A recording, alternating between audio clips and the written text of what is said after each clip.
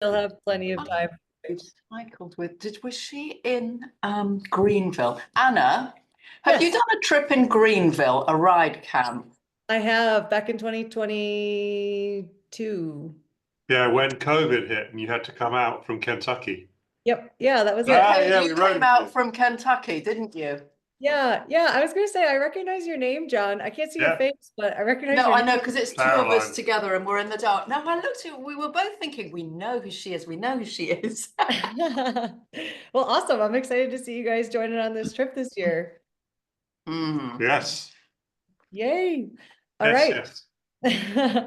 All right, you guys. Well, once again, thank you all so much for joining on this lovely Monday. Hopefully you guys have some good weather wherever you are, and it'll give you guys some time to get out and go train after this.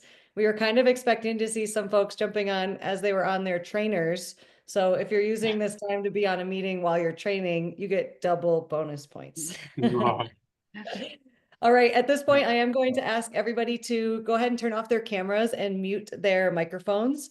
We will have time at the end of the presentation for any lingering questions that you guys might have. But then as well, if any questions pop up throughout the presentation, please feel free to throw them in the chat at any given point. We have an awesome team on here today to kind of go through and help answer any questions you guys might have. But if anything you'd like to hold to the end and ask to the group, turning your mic and camera back on, you are more than welcome to do so. And we're happy to answer any questions you guys might have. All right, so without further ado, let's get started. So welcome everyone. My name is Anna, and I will actually just be your MC for tonight's event. I am not your guide this season, but I did guide this trip back in 2023 when I had the pleasure of working beside these two incredible gentlemen, Brent and Marty, who will actually both be your guides for this summer/fall cross country 2025. So you guys are in good hands with these two gentlemen. I think this is Brent. I should have asked you this, Brent, but I think this is Brent's seventh cross country. So if anybody knows who Brent is, he is a phenomenal guide. He's done this many, many times, and he is definitely our veteran guide out there.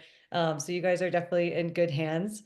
Joining them to make out this incredible team is another cross-country veteran named Scott. We actually have the pleasure of having both Scott and Brent on this call with us today to help answer any questions. So you guys get to meet your guides if you haven't already.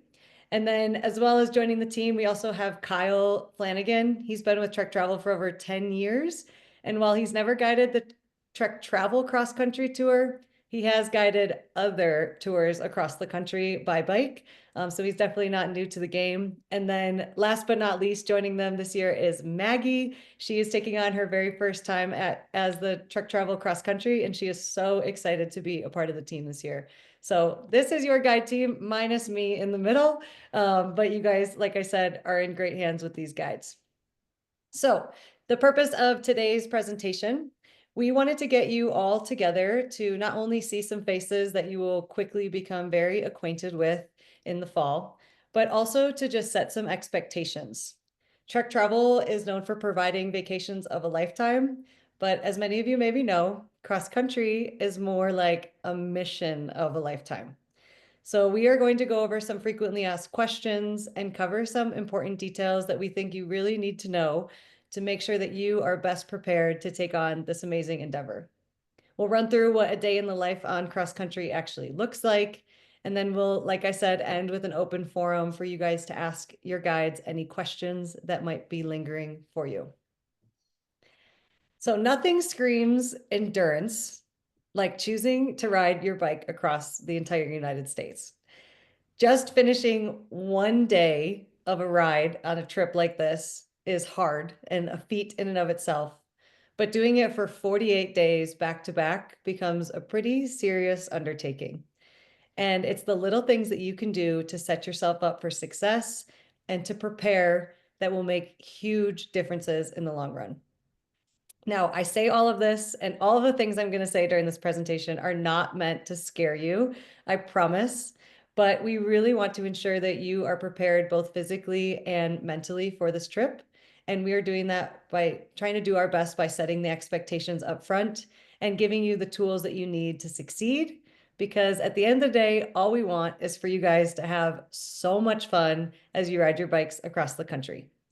So proper training not only means time in the saddle, but also learning how to fuel yourself and hydrate yourself throughout the day to best set yourself up for success. On top of that, also learning how to pace yourself and conserve your energy. And lastly, but in my opinion, most importantly, learning how to recover. Recovery is the name of the game when it comes to cross country and being able to ride your bike this far every single day back to back. So our first newsletter that all of you should have hopefully seen in your email inboxes does go into pretty far depth on how to properly pace yourself, the do's and don'ts of cross country. And we also highlight a couple of common mistakes that people tend to make on this trip. And we go through how to actually remedy these mistakes. So I'm not going to dive too much into, into all of those details, but we are going to put a link for the first newsletter in the chat. Feel free to open that up and read through that after the presentation's over if you haven't already. Or if you have read it, read through it again, because I'm sure there's going to be something else that you can gain from it. And it's a great resource to go back to before we actually depart on tour. All right, so I'm going to dive into some packing tips. This is a very hot topic of conversation and something that can definitely get a few people feeling a little flustered on how to properly pack. So we're going to give you some of our pro tips and tricks that are not just things that we think you should listen to, but are tried and true measures that we have put into place for the last couple of years and seem to be the best way to set people up to make sure that you are not just carrying way more stuff than you need. Now, one thing I do like to note and to remind folks is that you will not be in the middle of absolute nowhere. Although some days it will feel like that, trust me. But you are still in the United States. We do still go through little towns all the time. And so when I'm saying being strategic about packing, I mean making sure that you're packing the essentials like your gear and your nutrition and the things that are maybe a little bit harder to get in the middle of small town America. You can save the 5 tubes of toothpaste that you want to pack because you only need one and you can always restock along the way when we go through little towns. You can save that space for more of the essential things that you can't get in the middle of nowhere. So I have 4 pro tips for you guys to follow today. And if you're going to listen to any of them, it's the first one, if you're going to remember any of them. Pro tip number 1, you're going to bring 3 bags with you on cross country. 2 of them are going to be small to medium-sized suitcases, ideally with wheels. You'll thank us later. And then your 3rd bag is going to be your day bag, a backpack, whatever it may be that's big enough for you to fit all of your stuff that you need for each day's ride that will live in the van. Now, the reason we recommend 2 small to medium-sized suitcases rather than 1 giant suitcase is because you are responsible for moving your luggage every single day from the trailer to your hotel room. And if you give yourself a smaller suitcase to be able to bring back and forth to your room, you're going to thank yourself because at the end of a 100-mile day, after 4 days of that in a row, you're going to be a little tired. And so trust us when we say 2 smaller suitcases. Now, what you're going to put in these, your first suitcase is going to be all of your kits and your clothing, like your dinner clothes and your pajamas that you need for that week or for the next 10 days. It'll also be things like your toiletries as well, things that you'll need every single day. That suitcase is the suitcase that's going to go back and forth with you to your hotel room every single night, and then coming back down to the trailer every single night. The lighter it is, the better. We will be staying in some hotels where there won't be elevators. Granted, they're usually two-story hotels. But just knowing that there might be a situation where you have to carry your suitcase up a flight of stairs. So making sure that it's on the lighter side is definitely a little easier. Now, your second suitcase is going to be all the things that you do not need access to throughout most of the week. Let's say you're going through a 90-degree stretch of riding, or 90-degree days, I should say. Everything that can live in that suitcase are all of your heavy winter gear, all of your rain gear, because you're not going to see rain for a couple days, all of your sweatshirts, your sweatpants, anything like that, that you don't need to bring to and from your room every single night. That is going to live in your second suitcase in the trailer. It is accessible if you need it. It is available if you need it, but it is not something that you need to be worrying about bringing back and forth every single day. Trust us, if you're going to take one tip, that's it. Tip number 2 is regarding laundry. We like to think about cross country into 4 different sections between rest days. So when you're riding in between these sections, it's usually about 8 to 10 days of a stretch. We recommend packing for about 5 to 6 day intervals as far as kits go, and planning on doing laundry on every rest day and then in between every rest day. So that's twice within each segment. So about every 5 to 6 days. You guys will be provided a ride with GPS link that will outline every single day's hotels, and will also list what if laundry is available at that hotel, typically coin laundry. So make sure you bring your coins. And then if there's not coin laundry available at the hotel, we'll typically list a place that's pretty close by to the hotel that's walking distance and easy to get to allow you guys to plan ahead of time. So that way you can look out and say, okay, on day 5, I'm going to do laundry. But if I forget on day 5, there's also laundry on day 6 hotel. So I could do it either day 5 or day 6. And then also always plan to do it on rest day as well. Pro tip number 3 is consider sending yourself packages to your rest day hotels. Before you depart, it's a good idea to maybe make up little boxes of goodies, whether that might be your preferred nutrition or your hydration or anything like that that you know that you need along the way, but you don't want to bring 48 days worth with you at the start. We get it. So feel free to send yourself a package to each of the rest days. Set up having a loved one ship it out. Make sure you call the hotel and let them know that it's coming so they can note that. And then you have your replenishment at the next hotel waiting for you on those rest days. Also, something nice is even just like a little treat for yourself, a favorite snack, or even switching up a kit. You'll probably get tired of wearing your same kits every single day. So sending yourself a jersey that you love to in the middle of the trip will kind of just brighten your day and allow you to, I don't know, wear something a little different. Makes me happy. Maybe it doesn't make everyone happy, but just a little tip from us. All right, and then pro tip number 4 is you should not be using any new gear or apparel on the cross country trip. You want to make sure that all of your kits, especially your bibs and your shorts and your chamois, fit nice and snug, because saddle sores are unfortunately a common ailment on this trip because we're spending so much time in the saddle. So we want to make sure that you're wearing gear that you know that works for you, that's comfortable, that's tight fitting. And if you are in the point right now where you're going through and kind of wearing out maybe some of your favorite kits and some of your favorite bibs, we definitely recommend getting a few new pairs about a month or 2 before you depart to make sure that they're broken in and that they're still just as comfortable as the ones you remember before you come on cross country. There should be no new anything, no trials when it comes to cross country. This should be only your favorite things that you know work absolute best for you. And that goes along with gear, nutrition, all these kinds of things, whatever it might be. What you're training on is what you'll want to be riding on the trip. All right, enough on the pro tips. In our second newsletter that we'll send out or that was already sent out and that we'll also link in the chat here as well, we've outlined a really good packing list that addresses everything that you should be bringing with you for everything that you need while you're riding on the bike, while you're off the bike, anything that you'll need for inclement weather. We will be riding in the rain. It's a given.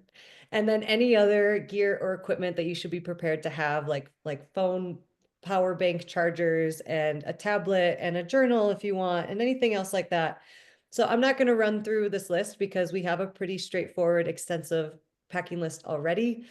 So feel free to pull that up and run through this after the presentation. And it's also something really good and handy to have while you're actually packing to make sure you remember everything.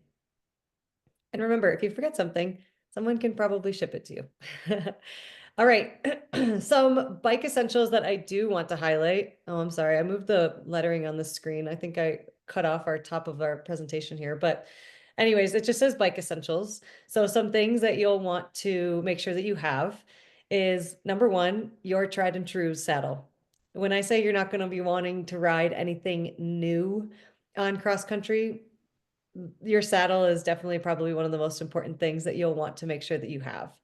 Um, it's a really easy thing to just slap off your bike and bring it, and the guides will put it on for you. I promise you, if there's going to be one thing that makes you more comfortable, it's going to be your saddle. Other things, making sure that you bring your own helmet, your shoes, and your pedals. If you don't plan on bringing a helmet, no worries, we have them for you. We just want to make sure that it's comfortable and that you enjoy our helmet, so it's not a burden to have something new to you on the trip. But that's not as essential. It is essential to wear. It's just a little bit different than more of just a comfort thing. Um, as far as shoes and pedals go, making sure that you are bringing your compatible shoes and pedals. We do provide Shimano Mountain and Shimano Clipless SPD pedals. If you ride anything other than that, like Garmin power pedals, Look pedals, whatever it may be, please be sure to bring those, and your guides will get those set up on your bike for you on the first day. On the topic of shoes, I highly recommend bringing an extra pair of cleats. If you're planning on riding the mountain cliplets pedals, it's maybe not as important, but having an extra pair of cleats in your back pocket never hurts, because you'll never guess how many we've seen just like completely worn out or snap or crack on this trip. And it's just way easier if you just have a pair you can just grab and replace. They're really easy to replace. And that'll just keep you from stopping your ride and keep you rolling that much faster. And then on top of that, as far as protecting your cleats go, if you are wearing cleats that kind of rub along the ground, having cleat covers is a really great idea. Helps you be able to walk around a little bit easier, but then it also just helps protect your cleats from running out a little bit faster than you anticipate. And then because it doesn't hurt to have extras of anything, having an extra pair of cleat covers, great idea. Some things that we'll be providing out on our Trek Domani SL7s this year. We will be running tubeless tires, or tubeless tires. We've been running tubeless tires the last 2 years on cross country, and it's been a huge success for us.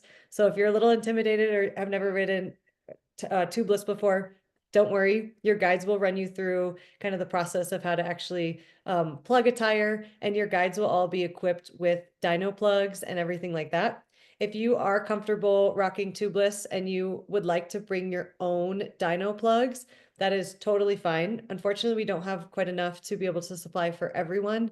So if you do have your own and you are comfortable using them, feel free to bring those as well. But your guides will be equipped with plenty to make sure they can keep you guys rolling if something were to happen. Other gadgets we're giving you guys on this trip. You guys are running our Trek Carback radars to help alert for cars coming up behind you. It's a clever name, the Carback. And then we'll also be equipping you with the Garmin Edge Explorer 2s. These will be linked together, and they will also be linked to your bike as well. So all of your gadgets will be able to talk to each other. If you decide to bring your own radar or your own GPS device system, that's totally fine. Your guides will set you up and make sure that all of your gadgets, again, are talking to each other to make sure that every day is a seamless ride. Now, on that note, something to know that I don't think everyone always is aware of, it is your responsibility on cross country to charge your radars, your Garmin GPS, I guess that's it, and your lights every single night. We will be supplying you guys with a little outlet device that has 4 outlet strips in it. And so that will allow you guys to plug in all of your devices at once, just in one outlet. It's really easy, makes it really seamless, but it is your responsibility to make sure you are blinking and beeping every single day. Other accessories that you might consider bringing if you're riding and you're training and you like to have a cadence sensor, heart rate monitors, whatever they may be, feel free to bring them. Just make sure that they are compatible with our bikes. If you're not sure, let us know and we can figure it out for you. And then other essentials that I just wanted to call out to make sure that you have: medication and prescriptions, please, preferably on. All right, we're back. Other things, chamois cream. It can get a little unsanitary when everyone's like sharing chamois cream. So if you like to use chamois cream, I highly suggest bringing your own tube and keeping it for yourself. You'll yeah, no more on that. And then lastly is preferred sports nutrition products. We'll talk a little bit more about this in a bit, but Trek Travel does supply Kate's bars, Noon hydration tablets, salty and sweet snacks on the table, and your guides are going to be able to switch up the snacks. Other things we do provide as well are some different types of goos and some gummies. However, when it comes to those kinds of kind of high performance snack options, we do provide a lot of it. But if there is something that you are set on using and there's something that you know you need to use, you need to have your own supply to make sure that it gets you through each and every day's ride.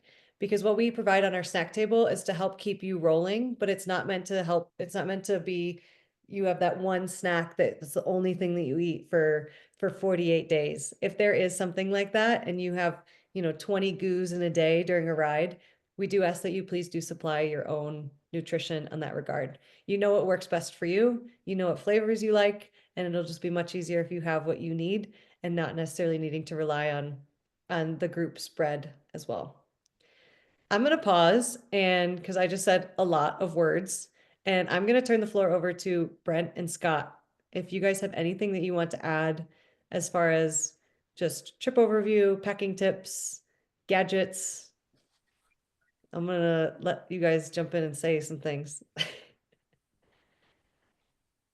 I'll go first. Cool. I just have a couple notes. My name is Brent. I know a handful of you guys. I've had you on trips before, so we are super excited for this cross country.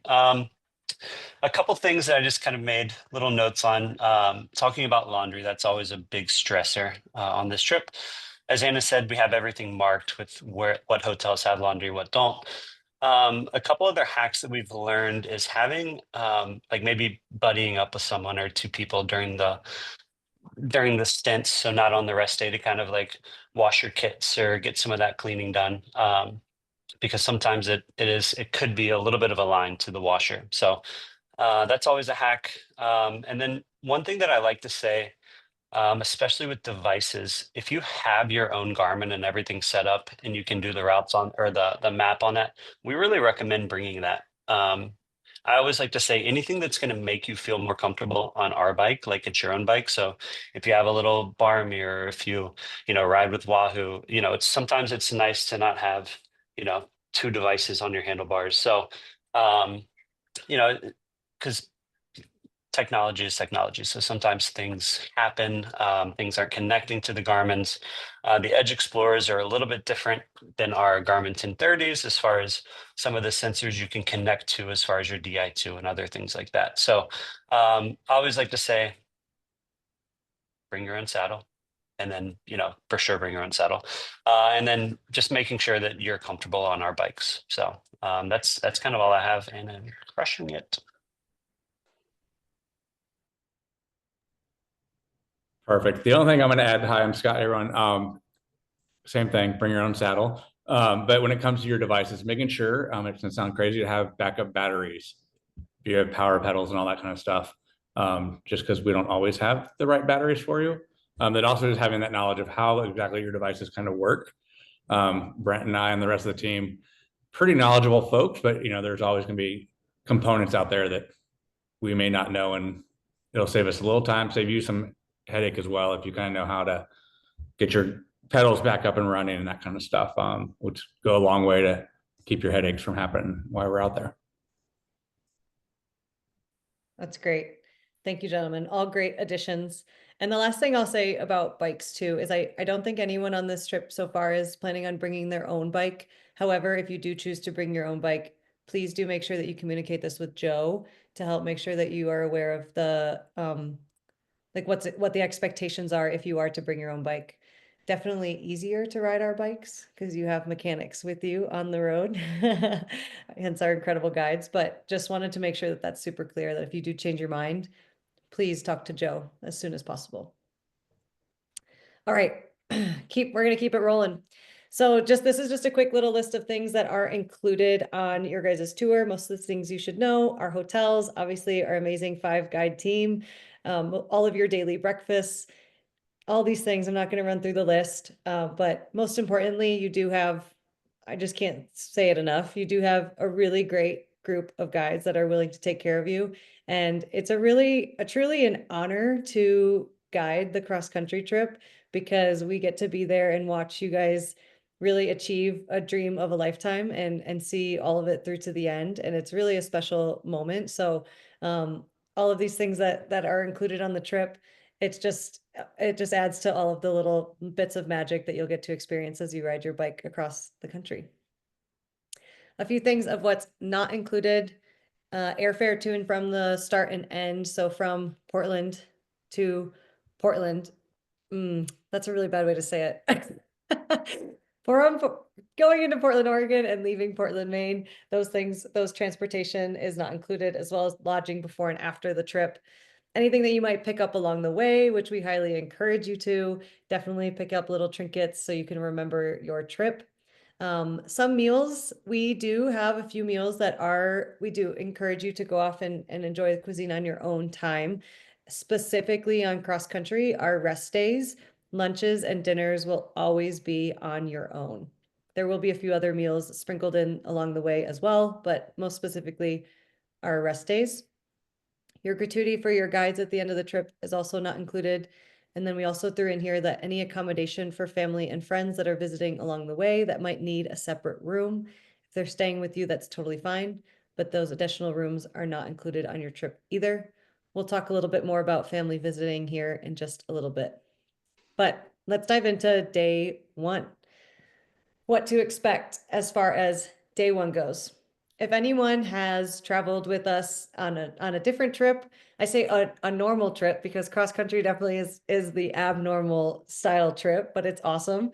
But it might look a little similar to what your typical truck travel day one looks like, but you have a much bigger mission in mind at the start of this trip. So your guides will pick you up from a hotel in Portland, Oregon, and they will shuttle you 2 hours out to Astoria, which is along the coast where our ride technically starts, but we call it Portland to Portland because it sounds better. We will start with a picnic lunch like we normally do. And at this point, you get to mingle with your fellow cohorts and get to know each other a little bit more.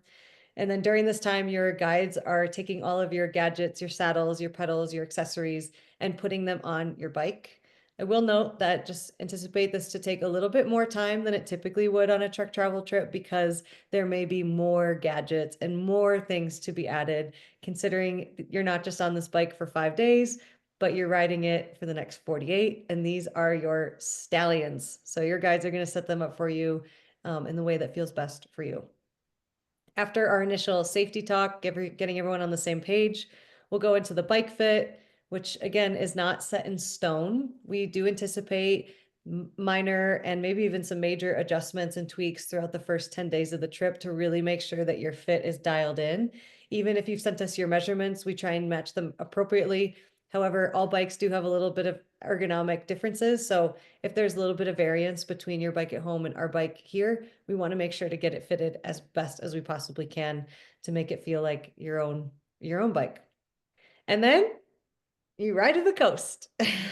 This day's ride is only 30 miles, and we do highly encourage that you treat this as a warm-up ride because that is exactly what it is. It's a shakeout ride before the big event. You have so far to go in front of you at this point. So please do yourself a favor and do not go out too fast on day one because you will set yourself up for failure for the next few days ahead. Really just treat this, like I said, as a shakeout ride. When you get to the beach, there's an expectation that you will be carrying your bike from the parking lot across the beach to the water in order for you to be able to dip your rear tire or your rear wheel into the Pacific Ocean, which is a super exciting moment. But just want to make sure that the expectation is set that you will be having to walk across the beach there. Once we ride back from the coast and we get all excited and we're getting the jitters out and we're just kind of getting a feel for everything, we'll get a little bit of time at the end to mingle after the ride, make sure any adjustments on your bike as we need, and then we'll set you loose to go shower before we meet up for dinner and social hour for our first group outing. At dinner, your guides will run through some more trip logistics, further set expectations, and kind of dive a little bit more into the nitty-gritty of what's to come and what to expect. This is also our first time where you'll get to go around and do a round of introductions to help further break the ice because you will get to know each other pretty well over time, but to be able to kind of start to build that camaraderie with your cohort is very exciting. And just remember that you are a team out there. All right, day 2. This is when things get saucy. So this will be the start of your typical day on cross country. I do want to just preface by saying, give yourself some grace, because on the first 10 days of this trip, you and your guides will all be figuring out the routine. You'll all be getting into the swing of things, and you'll start to be allowing yourself to trust that your guides really do have your back. So give yourself some grace these first 10 days as you kind of start to ease into the repertoire of how things are running. So this day, right off the bat, is your first century as you ride from Astoria to Portland. You will see some amazing quiet roads along this route, but we are also going to be riding into a city. And so you will experience some busier and higher trafficked riding that does require vigilance and awareness while you're on the bike. Throughout the entire trip, we do try to avoid this as much as possible, but Portland is one of the biggest cities that we do go through, and it's inevitable that we do see some of this kind of riding on trip. So just be prepared for that. I know it's only day 2, but we promise it gets better. The end of day 2 is a pretty important topic that I want to make sure that we highlight. This is where your guides will begin to separate the group into 2 to 3 different riding groups. If anyone has spoken to a cross-country veteran, a guest who has done it in the past, I'm sure this has been something that's come up as far as how we break you into different riding groups. So typically we'll have group A, B, and C. There may be more, there may be less, but typically this is how we're going to break you guys up. And these groups are not intended to hurt anyone's feelings, and they are not intended to create any sort of form of competition. The reason we break you into groups is for the better interest of the group as a whole. And the intention is to have the group more clumped together to arrive at lunch around a similar time frame. We also do this because we also want to make sure that the group arrives to the hotel no later than 4 p.m. each night. Of course, on a trip like this, we will have varying speeds of riders, and that is totally okay. But separating riders into different start times is one of the many ways that your guides can better support everyone every single day and help manage the various speeds of the group as a whole. So your guides do have the ability to set cutoff times for certain days' rides, and you should be prepared to take a boost in the van should you get close to that cutoff point. This is not intended, again, to hurt anyone's feelings, but this is to make sure that you are getting the proper recovery time that you need to make sure that you can ride the next 3 days out as well. And this is also to give your guides the time that they need to make sure that dinner arrangements are situated and that they're getting restocked and reset for the group for the next day. I'm not beating around the bush when I say that this topic can get a little touchy. So I'm being very direct when I say that when your guides put you into a group that you are assigned, you are expected to depart with that group every single day. Now, there will be some movements. Your guides may move people around and change things up. That's totally fine.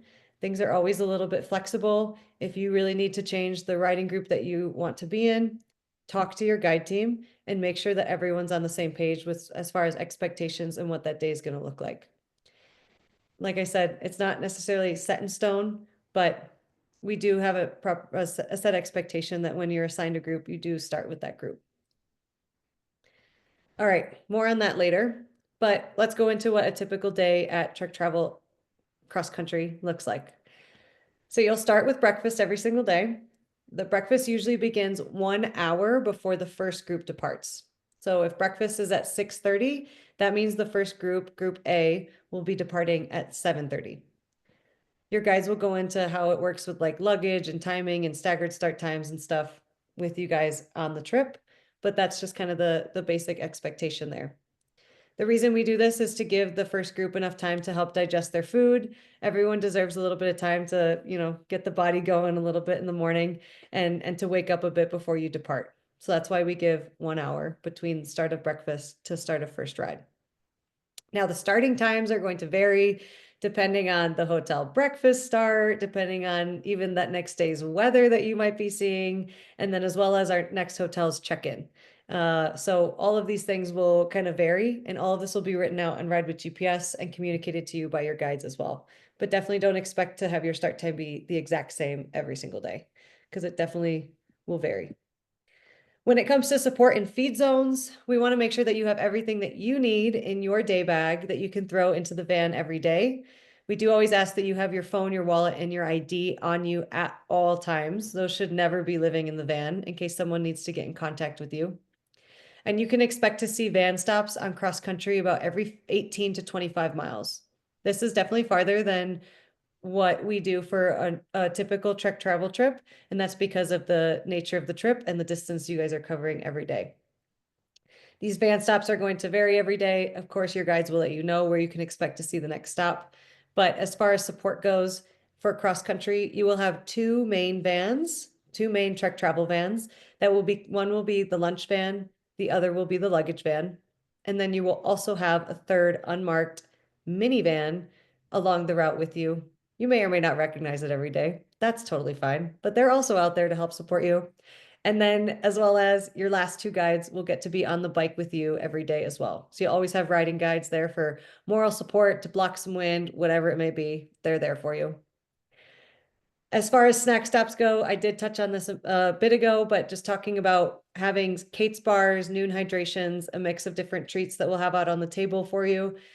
But again, I can't reiterate it enough. If you do have something that you rely on, even if it's a recovery mix, a hydration mix, scratch.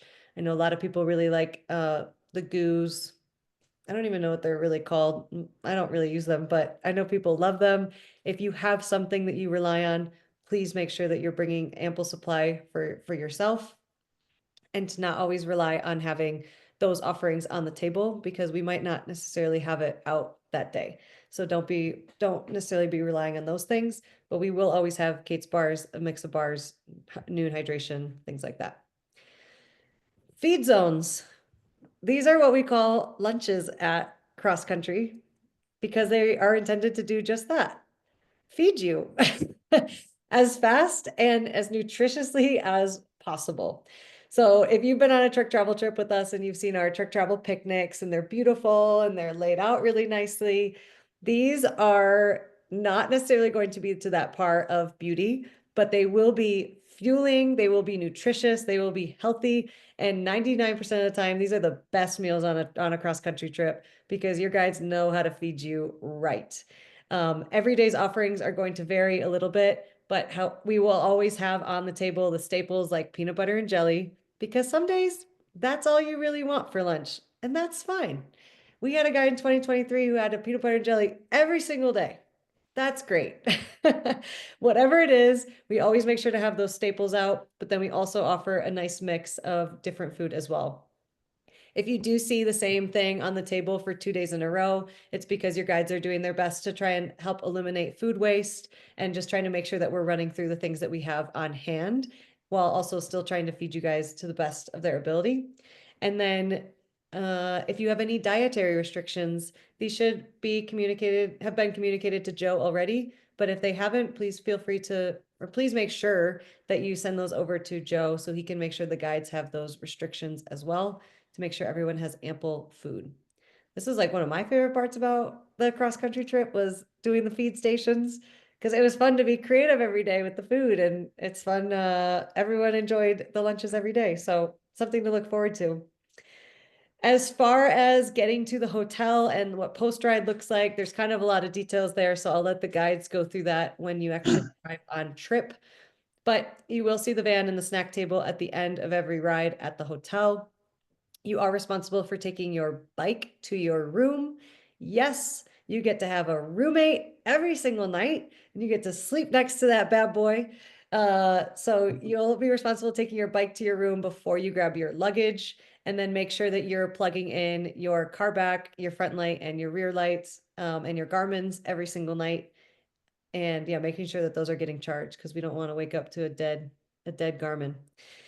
For dinner, you'll have a range of dinner options. Sometimes it's a buffet, sometimes it's a catered dinner at the hotel, sometimes it's a rolling reservation at a spot down the street. You can go anytime between 5 to 7. And all of these things that are set up by Trek Travel are covered by Trek Travel. Ideally, you get your food and you get to recovering and you get to bed and just kind of keeping the ball rolling. We will pay for all food, desserts, and all NA beverages and non-alcoholic drinks. Any alcohol, for the most part, is on your own in most situations. During social hours and things, they will be covered, but definitely expect to be paying your own way for your alcohol. All right, that's as far as we're going to go for a day-to-day. So now I'm going to kind of dive into 4 of points that we want to make sure that we set as far as the real reality of cross country, to make sure that we're setting proper expectations. And just to say, you heard it from us first. First and foremost, breakfast. We are often staying in small towns in what feels like in the middle of nowhere. And I'm not going to lie that breakfasts are the hardest part of cross country. You will get sick of eating powdered eggs every day. That's just that is the reality of what this trip looks like.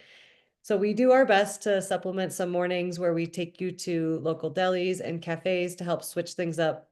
But our timing and the day's logistics don't always allow for us to do that. And so more often than not, we will be having breakfast at the hotel. There's kind of not a lot of ways around this. So we do just want to set that expectation that this is what breakfast does look like. And yeah, that's just, that is it. Maybe Brett and Scott have some more tips on that, but that's as far as I'm going to say for now. As far as finishing times go, these are long days back to back. And when I mentioned before about the staggered group times to help minimize the gaps in the group, which is great. But the reality is that you should be getting to the hotel at or before 4 p.m. every single day. And not only, like I said before, so the guides can have time to get their stuff ready and make sure that the group is set up for success for the next day, but also so you can begin recovering and getting yourself situated for the next day. So I'll say it, I said it before, I'll say it again. If a guide asks you to get in the van at any point, whether that's for inclement weather, that's unsafe riding, construction, or just to help with the group dynamics and group timings, please do advise, or please do adhere to at their request. Like I said, they will only ask if they absolutely need to, and they will always have your best intentions in mind. On to my next topic is the topic of recovery.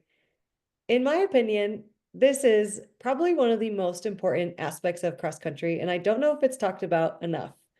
If you can nail recovery, you will thrive on this trip. You need to make sure that you are giving yourself time that your body needs to reset every single night to make sure that you can get up and ride your bike the next day. There's a lot of different ways to go about recovery, whether that's making sure that you have a recovery drink that you like to have every single day. Some people bring foam rollers and are making sure to roll out their muscles every night, bring a yoga mat, do some stretching. Some people have those, what are those things? The Theraguns and the muscle guns to help kind of loosen things up. That's also great. I know in 2023, we had 2 gentlemen bring their Normatec boots. That was kind of a lot, but you know, they did it every night and it worked for them. So find a routine for recovery that works for you, because you need to make sure that you have something to make sure that you're taking care of yourself so you can ride the next day and feel just as good and strong. And one of the things that goes into recovery is making sure that you are fueling and hydrating yourself properly throughout every single ride. So your recovery starts from the second you get on the bike in the morning, all the way until you go to sleep. So it's really a never-ending process. But that's my topic on recovery. Definitely something worth thinking about, looking into, and trying to find a routine that works for you. And then the last reality, proper expectation settings I want to talk about is the train does not stop moving on cross country. We are on a set schedule. We have to keep things rolling every single day. We have set reservations at hotels. We have set dinner reservations every single night. Things will happen along the trip. We roll with them. We take the punches as they come. But if there's something that you really need to see or something that you really need to do, I know we've had people who say like, I really need to make it to this museum that's at the next night's hotel room. whether that's working with your guides to make sure you're leaving extra early in the morning to give yourself time to ride and get there before that space closes, or utilizing a boost in the van to make sure that you're getting to that next spot. If there's something you really need to see, we're happy to try and accommodate and make it happen. We need to make sure that it's realistic and is something that, yeah, can actually happen. But remember, cross country is a mission, but it's also intended to be fun. And so if there's something along the way that will add to that experience, please work with your guides and make sure we can make that happen. But yeah, the train doesn't stop. We keep it rolling. All right, I'm gonna break again, and I'm gonna see Brett and Scott if you guys have anything else to add as far as day 1, day 2 expectations, anything that came to mind. Yeah, absolutely. Talking about the snack stops, kind of goes right into that and hand in hand with recovery. Kind of like Anna was talking about, getting to the next hotel to really kind of start that recovery, being off the bike and that great stuff. So when you're at those snack stops, the idea is fuel up your water, get your hydration that you need, get the snacks you need, and get back on the bike and keep rolling.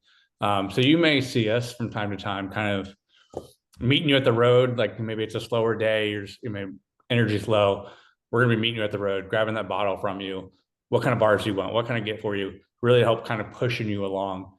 So she was saying, we're not trying to be mean, we're not trying to cause division in the groups or anything at all. But again, we're trying to get you keep rolling, get you that recovery spot at the next hotel. Is really, really a big piece. So yeah, definitely you'll see that for sure at some point, because we're all going to have bad days out there. It's inevitable. So, but we will be out there to help encourage you along, but also sometimes kind of be that little push behind you to keep it moving for sure. Perfect. Yeah, just to kind of piggyback on what Scott says, we're all going to have a day. We're all going to have maybe 2 days. It's to be expected. And just making sure, everyone's going to get hangry. Everyone's going to kind of be low energy. So just making sure that we're kind of there as a group, as a community, to kind of lift people up in that way. So lift your fellow riders up. We'll be obviously doing the same, trying to keep the energy high.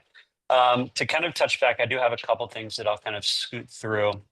Day 1, if you've been on a trip with us, you know that we have to kind of go through some administrative chats as far as safety, logistics, kind of a brief overview.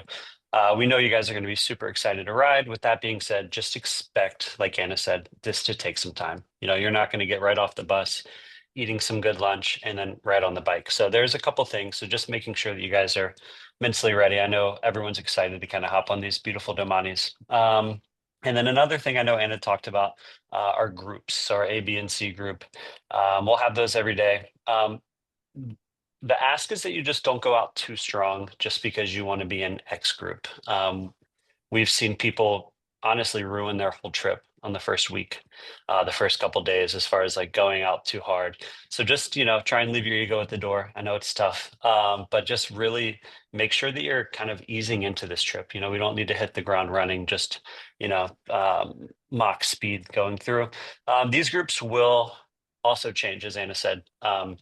If you're in the B group, if you're in the A group, this isn't a knock on anything.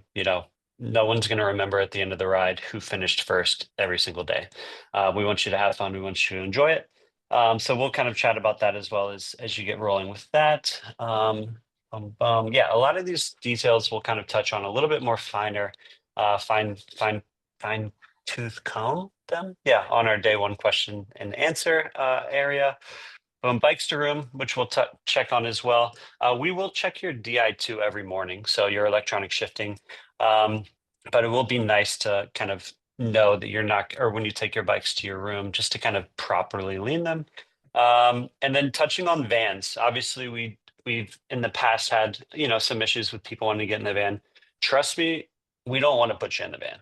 You guys don't want to listen to my dumb sports podcasts. We want you to to ride your bike from Portland to Portland. We want you to have a great time, but just know that there are going to be some potential issues where we just kind of have to ask you. One thing as far as recovery goes, I haven't seen them go out yet, but we do have a list of massages in kind of every city that we go to, every town. So we'll get those sent out to you sooner than later, so you can kind of make some rest day massage appointments. Those are always a very, very popular situation or a popular thing.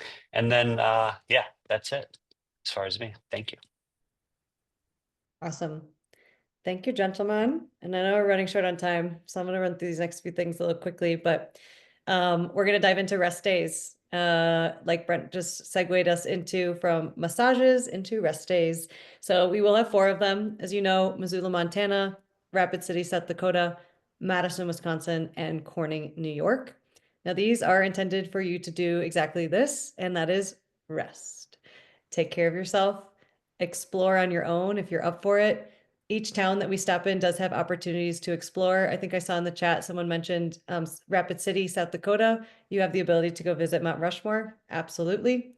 Just know that on rest days, your lunch and dinners, like I mentioned before, are on your own. These days are also sectioned off for you to get your laundry done, sleep in, maybe even have some potential family and friends come and join for one of these rest days. Those are all great opportunities. We do ask that your guides are out busy on their rest days, grocery shopping, prepping the next day's picnics, and just getting you guys set up and getting them set up for the next stretch before the next rest day. So your guides are busy doing lots of things to get you guys set up for the next stretch.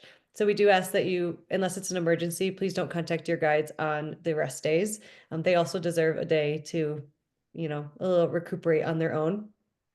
The only day that we have something big planned, and it's not necessarily on the rest day, it's actually the night before the rest day.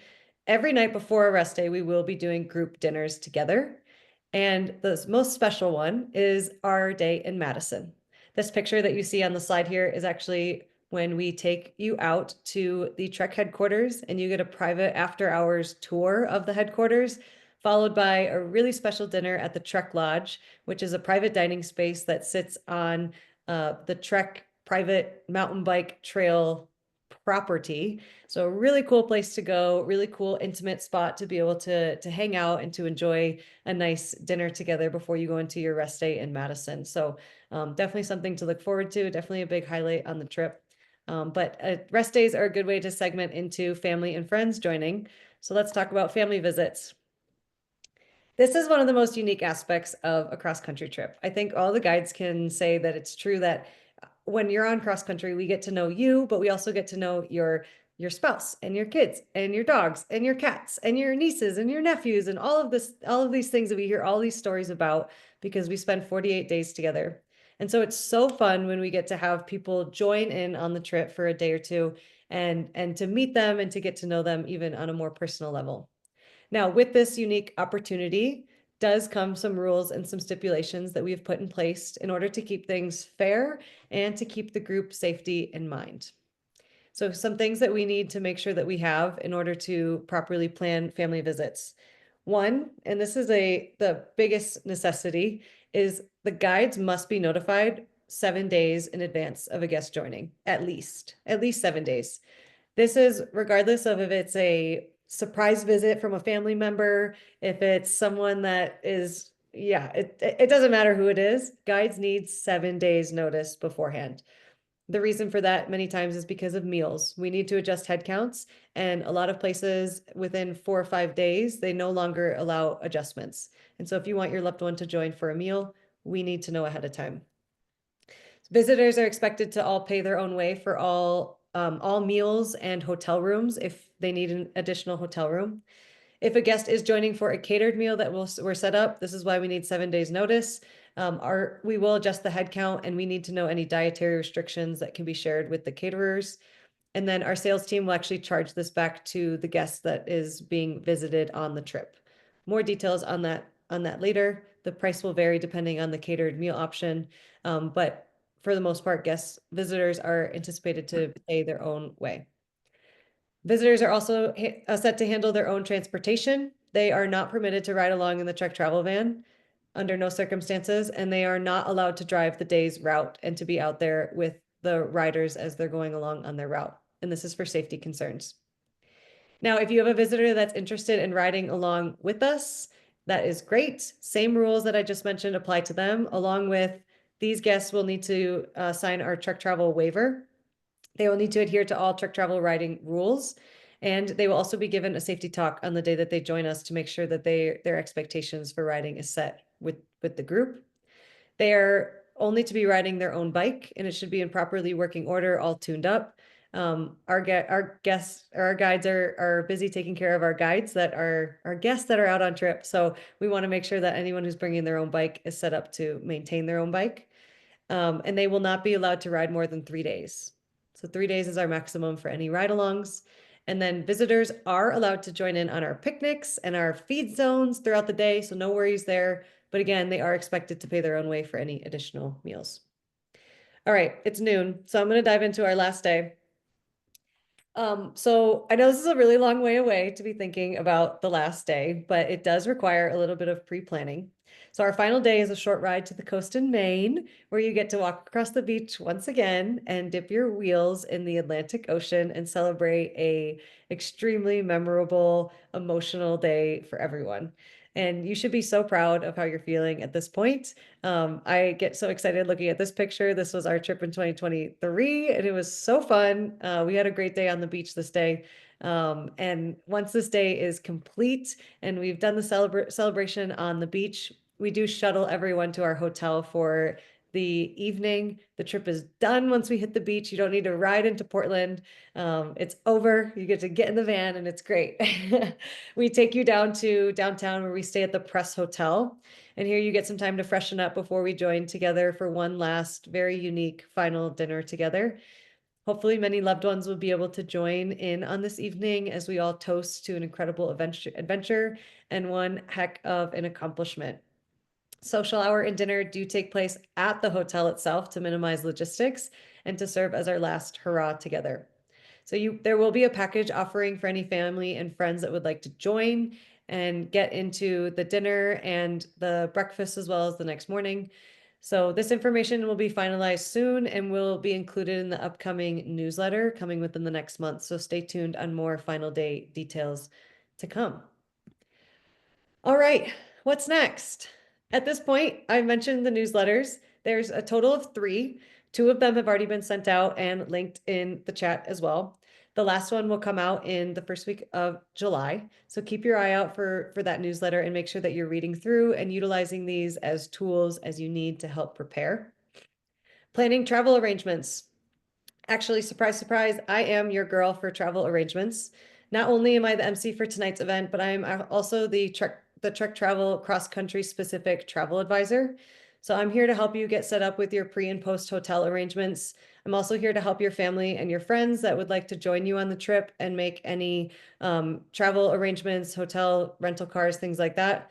And then I'm also around to help plan any rest day massages. So I'm here for support on that if you need some help.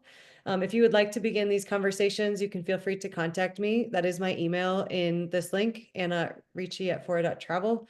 And more details on what's to come for more travel arrangements. It also will be in the 3rd and final newsletter to come in July. So feel free to reach out to me in the time being. If you have other questions regarding trip specifics, if you have bike fit changes, if you have dietary restriction changes, if you have any questions, please feel free to reach out to Joe. Call Joe. That's his phone number. I know you guys are also in a group chat with the guides as well. I think Brent and Scott got added into the WhatsApp. Feel free to ask them questions as well, but definitely try and keep most of your questions to Joe, as Brent and Scott are currently out in the field up until the start of cross country. So definitely reach out. We're happy to get some answers for you. And then lastly is get ready. Keep gathering the supplies that you need and get excited for this amazing journey. This will no doubt be a trip for you to remember. And so we want to continue to work with you hand in hand to make sure that you are set up for success. All right, reaching out to your guides. I did just mention the WhatsApp. Here are their emails as well. And I think they will put their emails maybe in the WhatsApp group chat as well, but you will have various different ways to contact your guides and Joe. So with that, I thank you all so much for joining in. I went a little over time, but at this point, I do want to open up the floor to any additional questions. Brent and Scott, if you guys have anything more to add, feel free to add, and we can kind of just run through these questions. Wow, my face is so big. How do I get my spotlight? There we go. Okay, cool. Any questions in the chat that we should go over? Looks like Yeah, most of and them. people feel free to turn on their videos and their cameras too, so we can see everyone.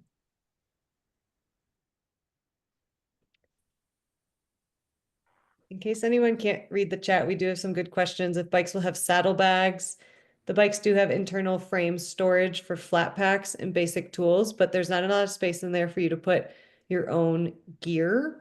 If you have like a front handlebar bag or a top tube bag, those are always great to have in order to throw your phone, or additional snacks or anything in there that you need to reach easier. Someone asked about truck travel kits. And Joe mentioned that these are custom ordered kits and they'll ship them out and try them on, break them in as soon as we've received them. Hopefully 40 days out. Chamois butter, please bring your own chamois butter. Yeah, we will not be supplying that for sanitary reasons. So I have a question then, if I may just jump in. A quick one on cleats. And I was assuming we'd use road pedals, road cleats, but I saw some SPDs. Is there a view on either? Because I heard you talk about wearage and stuff. So having used both, I just wondered if there's a recommendation. Thank you. Brent or Scott, you guys want to take this one?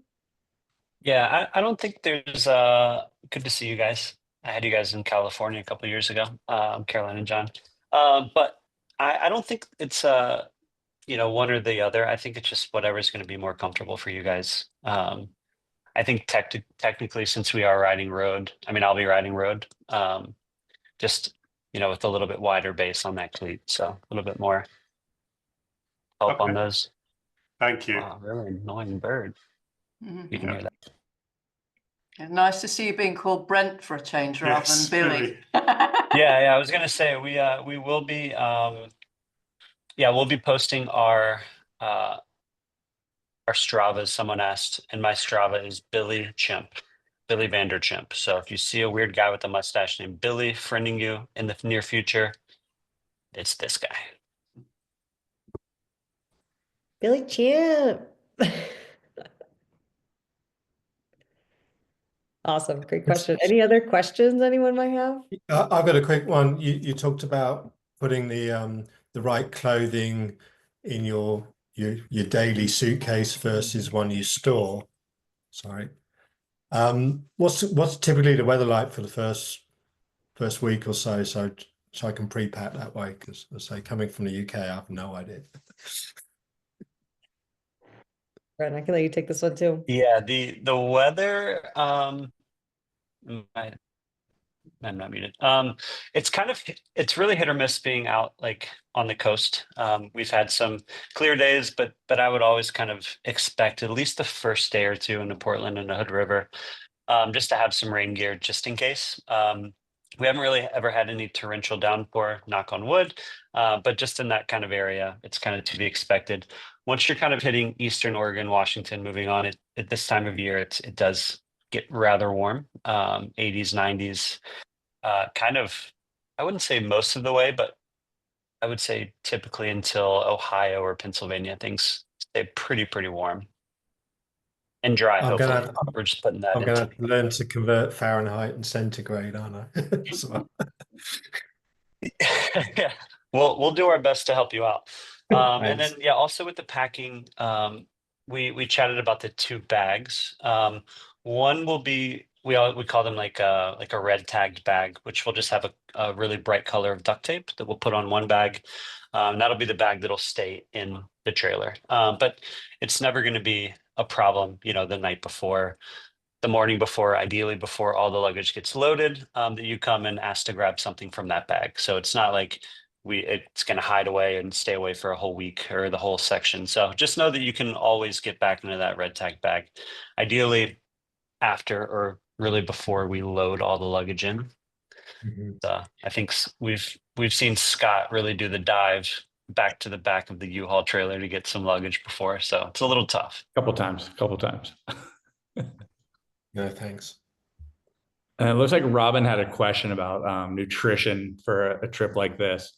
And now's like kind of a great time to really kind of figure out what works for you. If you do a big ride, how are you feeling the next day? Do you need more carbs in your intake? Do you need more sugars, proteins, whatever that looks like? I know, just speaking me personally, having good carbs and sugars during the ride is great. protein post ride, I find too helps keep that muscle fatigue and muscle soreness down. We don't need to get into the specific sciences of it, but it's, on the ride, you're going to be looking for things that are easy to eat. That's why Anna was kind of talking about the energy goos and stuff like that. It's a great shot of carbs, a great shot of sugars. Then you can ride and feel good. And then at dinner, go for that greasy cheeseburger that night, because you're going to want all that extra fats and proteins to help recover those muscles the next day. But I would use these next couple of months, look at what works best for you. Everyone's bodies are different. Everyone's stomachs are different. So, what may be great for me may not be great for you throughout that. But primarily on a long ride, you're looking for those carbs, sugars with kind of protein, fats post ride. So you'll probably hear people talk about drinking chocolate milk after a nice big ride. It's kind of that exact concept of a little sugar, a little protein helps go a long way. Mhm.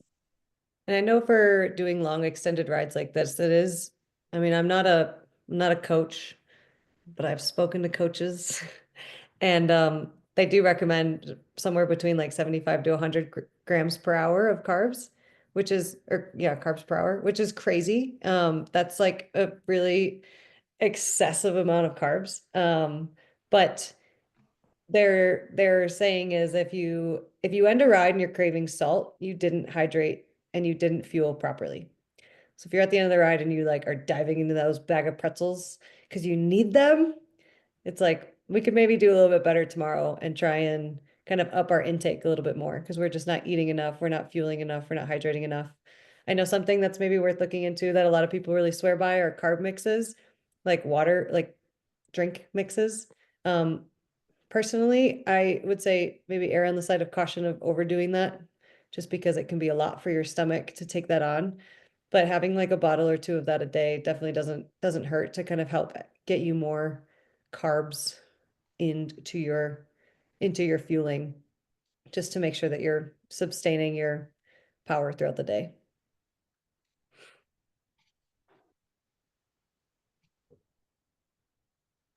Anything else? Any other questions? These are all great. I have a question. Yeah. Does anybody have good recommendations for rain pants? Yeah. Does anyone else? No? All right. I'll just say mine literally arrived today, Sarah. So I got the Gore ones, but I read a fair number of good reviews, but I can't personally recommend them, if you know. Yeah, not tried and tested yet. Yeah. All right. And Thank you. ironically, for the UK, we haven't seen rain in about a month or two. So. Oh, yeah. Of course, right? I think I remember there was two gentlemen on our trip in 2023 who had the Gore wear and they liked them. I think they didn't like the boots that they got to go over their shoes, but they did say it helped keep their feet warmer. So something on that. But yeah, no, I've actually never ridden with rain pants. I just ride in the rain. Sorry, I was Googling the brand because I didn't want to tell you wrong. People really like Showers Pass, which I think Oh. is like Pacific Northwest company. So if that says anything. And I've seen some rain pants and some rain gear that people really swear by. Thank you. Awesome. That's a great question. Anything else that might be lingering? No? All right. Well, we are having another presentation on Thursday. It's the same presentation, so don't feel like you need to join it again if you've gotten your information that you need.